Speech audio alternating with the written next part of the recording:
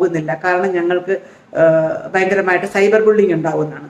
ശരിക്കും എന്താണ് ഈ സൈബർ ബുള്ളിങ്? ഇപ്പം നമ്മളിത് പരാതി കൊടുത്തു കഴിഞ്ഞാൽ നമ്മൾ അതിൻ്റെ FIR നമ്പർ അടക്കം നമ്മൾ പബ്ലിക്കിൻ്റെ മുമ്പിൽ കൊണ്ടുവന്നെങ്കിൽ മാത്രമേ അത് പബ്ലിക് അറിയത്തുള്ളൂ. ഏതെങ്കിലും മാധ്യമങ്ങൾക്ക് കൊടുത്താൽ മാത്രമേ അത് പൊതുജനം അറിയുന്നുള്ളൂ. അങ്ങനെ മാധ്യമങ്ങൾ കൂടെ പബ്ലിക് അറിഞ്ഞതിന് ശേഷമാണ് ഈ പൊതുജനങ്ങൾ ഇത് കാണുന്നവരും കേൾക്കുന്നവരും ഒക്കെ അവരുടെ അഭിപ്രായങ്ങൾ എഴുതുന്നത്. ഈ അഭിപ്രായ സ്വാതന്ത്ര്യം എല്ലാവർക്കും ഉള്ളതാണല്ലോ. അതുകൊണ്ട് തന്നെ നമ്മുടെ മൗലിക അവകാശമാണ്. എന്നാൽ അതേ മൗലിക അവകാശം തന്നെ നമ്മൾക്ക് ആ അവകാശം മറികടന്നാൽ, അല്ലെങ്കിൽ എതിർഭാഗത്ത് നിൽക്കുന്ന വ്യക്തിയെ അവരെ അധിക്ഷേപിക്കാനോ നിന്ദിക്കാനോ അല്ലെങ്കിൽ ആക്ഷേപിക്കാനോ അപമാനിക്കാനോ ആയിട്ട് ഈ നമ്മുടെ മനുഷ്യാവകാശത്തെ അല്ലെങ്കിൽ നമ്മളുടെ ഈ അഭിപ്രായ സ്വാതന്ത്ര്യത്തെ ആരെങ്കിലും ദുരുപയോഗം ചെയ്യുവാണെങ്കിൽ അതിനും വകുപ്പുകളുണ്ട്. എത്രയോ കേസുകളാണ് ഇവിടെ കോടതിയിൽ നടക്കുന്നത്. അപ്പോൾ അതങ്ങനെയൊക്കെ നമ്മളൊരു കേസ് ഫയൽ ചെയ്ത് കഴിഞ്ഞാൽ അത് യാതൊരു കാരണവശാലും അത് സൈബർ ബുള്ളിങ്ങിലേക്ക് വരുന്നില്ല.